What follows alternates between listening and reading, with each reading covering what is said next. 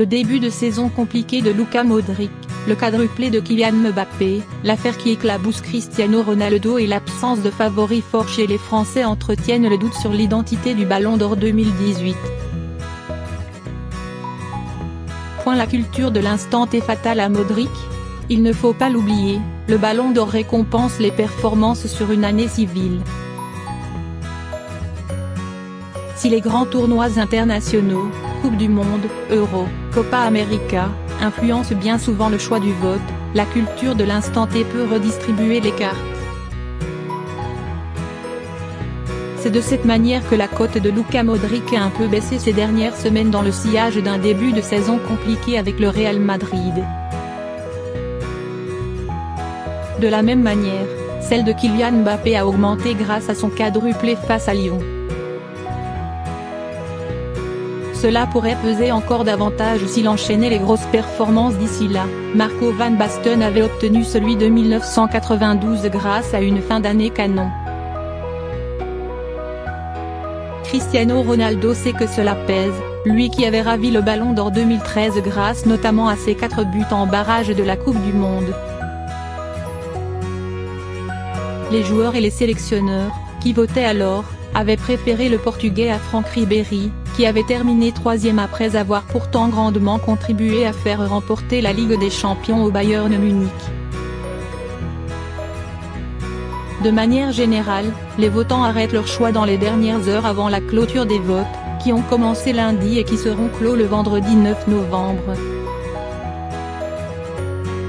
Les performances des joueurs à l'instant T pèsent alors évidemment dans la balance.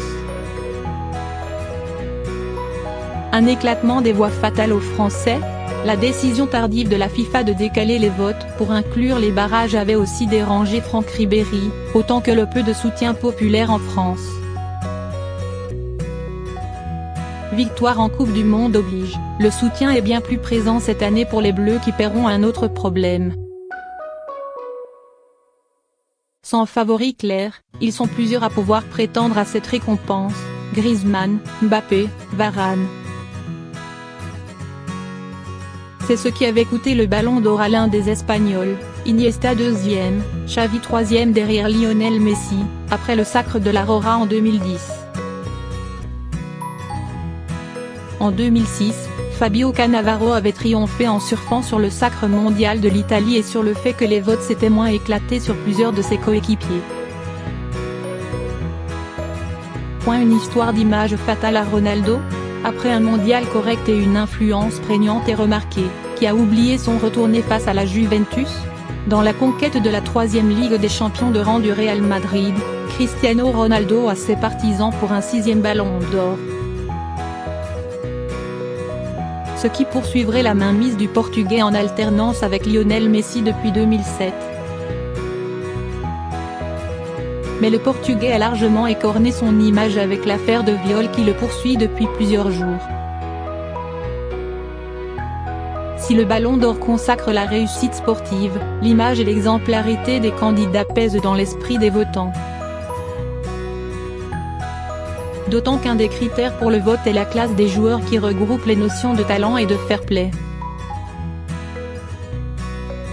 Les votants ont changé. Le mode de scrutin évolutif a aussi joué des tours à certains joueurs. Jusqu'en 2009, un panel international de journalistes votait pour la récompense. En s'associant avec la FIFA entre 2010 et 2015, le Ballon d'Or était désigné par un jury étendu aux membres de la commission de football de la FIFA ainsi qu'aux sélectionneurs et capitaines des 208 pays membres de la fédération internationale. Si le vote était resté aux mains des journalistes durant cette période, Wesley Sneijder aurait reçu le Ballon d'Or 2010 et Franck Ribéry celui de 2013. Depuis 2016, et la fin de la collaboration de France Football avec la FIFA, qui a créé son propre trophée, The Best, le vote est de nouveau limité au panel des journalistes. Chacun d'entre eux établit une liste de 5 joueurs avec 6 points pour le premier, 4 au deuxième, 3 au troisième, 2 au quatrième et 1 au cinquième.